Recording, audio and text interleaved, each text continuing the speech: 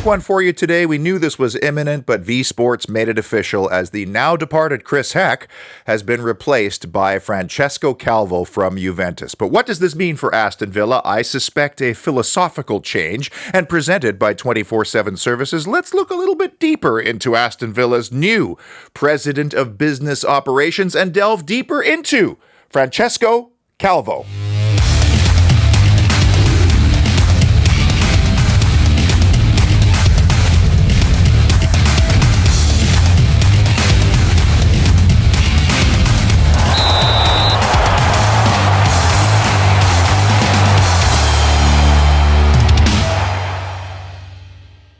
Welcome inside the parlor again. I told you it's a busy time of year. We're in the middle of this short transfer window. I'll have something on that a little bit later on. But in the meantime, I am seeking your feedback via the Holy Trinity Show's survey as the show enters its 5th year. I'm always looking to evolve, keep things moving, freshen things up, and the feedback I've received so far has been spectacular and really helpful, and it will inspire some minor changes.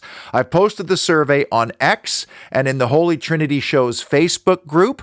And by the way, with Facebook, I use that for immediate friends and family only, so don't be offended if I don't accept your friend request. And if you are trying to join the private group, you've got to answer the membership question and agree to the group rules, which many are not doing. And I'm really trying to stop the sudden surge of spammers and promoters. So Christopher Heck's time at Aston Villa has come to an end as he returned home to the US to take on a role with LIV Golf. His remit from the owners when he first arrived 2 years ago was to significantly increase commercial revenue while instigating and overseeing numerous infrastructure projects, most of which are completed with the exception of a couple like the North Stand. And when you look back at that list of accomplishments, which he rattled off during the awards dinner, pretty impressive considering it all happened in less than 2 years. Paul White, who provided this program with some great away day footage this year, was at the awards dinner and actually had a chance to speak with Chris Heck. He even interviewed him, and one of his questions was about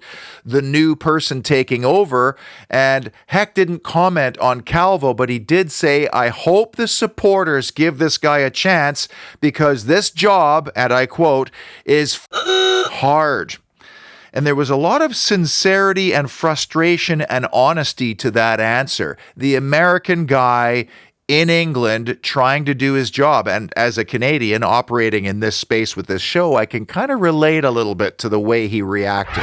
American sports generate huge business. I mean, the NFL is often compared with the Premier League on a global scale in terms of revenue generation. And in America, sports is almost a capitalistic endeavor, whereas in England and in Europe, there's more of a socialist vibe to it, where supporters feel like their loyalty to a club is almost a form of ownership. And this is where there has been a little bit of philosophical friction between Villa fans and the American. Chris Heck knew there was an untapped market of hedonists in the Midlands and beyond, of very high net worth, successful Aston Villa fans that were willing to pay a premium to experience Aston Villa in a specialized type way. And that's totally normal over here in North America. I mean, a great example is the local hockey team was in the Stanley Cup playoffs last year.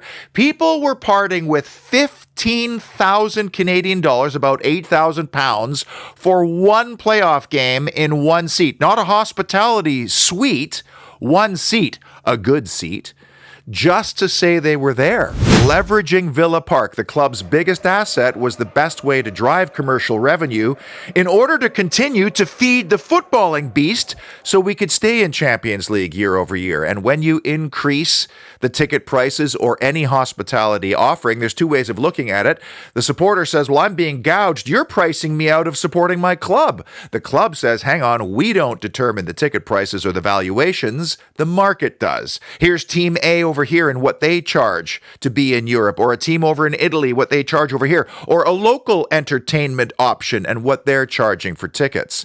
And the club knows that, yes, they're going to lose people over here and there'll be somebody to snap up those tickets or options over here. The danger is you start to create a class system which also changes the ambience and atmosphere at Villa Park. I would be a bit of a hypocrite if I were to choose sides in this equation, and I can empathize with both sides of the ledger, but I live in a North American reality, and my 4 visits to Villa Park have all been with premium hospitality experiences thanks to the generosity of Tony Gibson and Chris Wood's CyberQ Group. My 1 away game was also generously furnished by Paul Handsaker of 24/7 Services and his dad, Ron. So I have no business commenting on ticket prices and what it means. What I can ask, however, is did Chris Heck fulfill his mandate of increasing commercial revenue? And the answer is a resounding yes. While Villa is renovating its front office and the North Stand, 24/7 Services is rejuvenating an apartment complex in Oxfordshire that features 101 flats.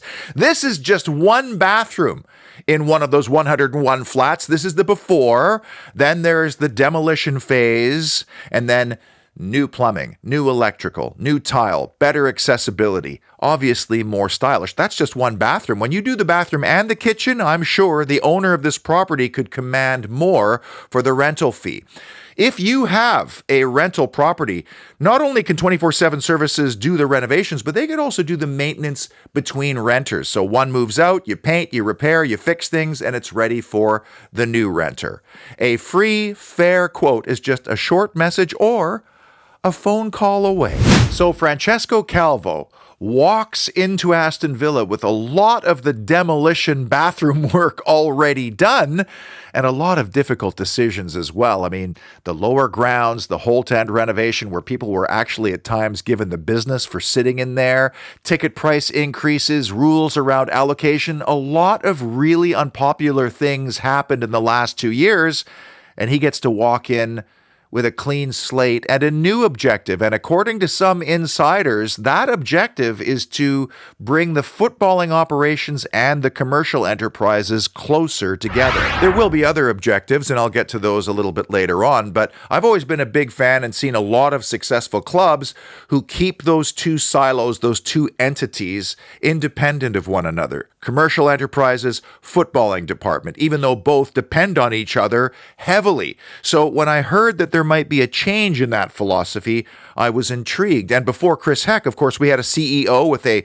minority stake in the club who, without any specialized experience in commercial or footballing strategy, was heading up both, which is why we're still paying Phil Coutinho $150K a week. See how far we've come with the caliber of the people we have involved? Calvo's previous relationship with Monchi at Roma may have been one of the biggest reasons why this was a relatively straightforward and low-risk hire, along with Nassif Sawiris surely having a front row seat to Calvo and his reporting and his high-level discussions at Juventus. And you know, at this level, with the stakes being so high, when you interview a candidate, oftentimes they get all of the club's information and are then asked to deliver a specific plan before they're even hired. Now, there is still a remote possibility of complications, usually down to ego, when somebody in Calvo's position steps a little bit too far outside of his lane. And the reason why I don't think this is going to be a problem in Aston Villa is because it will have been made abundantly clear that Unai Emery is the most important person at the football club,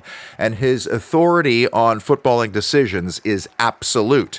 The biggest difference between Calvo and Heck is Calvo's connection to the sport and the most important people in the football business side of Europe at the very highest level. Having had stints at Juventus, Barcelona, Roma, 3 institutions of European football, Calvo's relationships will extend way beyond commercial. He'll know heads of scouting, agents, heads of football, people that even Monchi may not know. So his resources and his Rolodex could be of great benefit to our club. And whereas Chris Heck might not have sat in on a major negotiation with a player or an agent or another club, Calvo may. The other philosophical shift I anticipate is with supporter relations and perhaps repairing or rebuilding some of the goodwill that might have been lost over the last couple of years. And because he has a master's in strategic marketing, that means he has to understand people and their desires. So I think he's going to start with a very localized engagement process first, the fans that regularly attend Villa Park. It'll spread out to the Midlands, to England, to Europe, and then the rest of the world. The guy speaks multiple languages, including English fluently, Farsi, and Finnish, and he's still only 46. So this will be music to the supporters' ears, and I don't expect that ticket prices are suddenly going to stop going up, but how it's framed is going to be far more seductive and romantic over the sledgehammer approach. The other obvious priority remit for Calvo is to introduce a couple of major corporate partners into Aston Villa's existing sponsorship portfolio. And I'm thinking specifically about the kit sponsor, because this expires at the end of the coming season, but maybe also a naming rights partner. And this is where Calvo has a huge advantage over Chris Heck, because he already knows all the major power brokers across Europe in that corporate football partnership space. You need to know the people who are signing off on a 10 to 20 million euro annual agreement, and then you need to be able to activate that sponsorship so that they feel like they're getting value. Allianz is a great example, the international travel insurance company. They have their name on the Bayern Arena, Juventus's, and also Minnesota United's in North America, and that's their jam, naming rights. Well, he knows those people intimately. Can you imagine an Allianz Villa Park? I generally don't really listen to or care what fans of one club have to say when a player, manager, or even an executive leaves for another, because usually it's always the same. He was crap.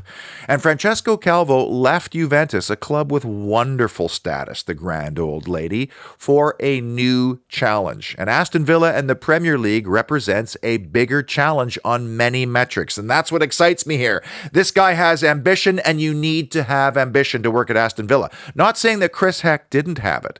It's just that his role was so specific and done somewhat in isolation because he had so much pushback, that Calvo's hire now represents an opportunity to bring more cohesion to the entire club. One thing that will be very interesting to watch is what happens to all those people that Chris Heck hired to work directly beneath him, some of them in an executive capacity. I mean, they came for him, and now he's gone. Will they want to stick around? Will Calvo want his own people executing his vision? Because that's often part of the drill in these changes.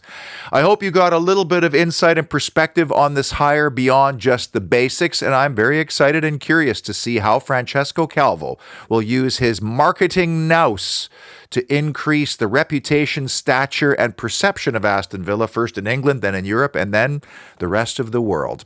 Until next time, which could be a transfer show, as we are in this weird little window right now, be well, and of course, and as always, up the mighty Villa!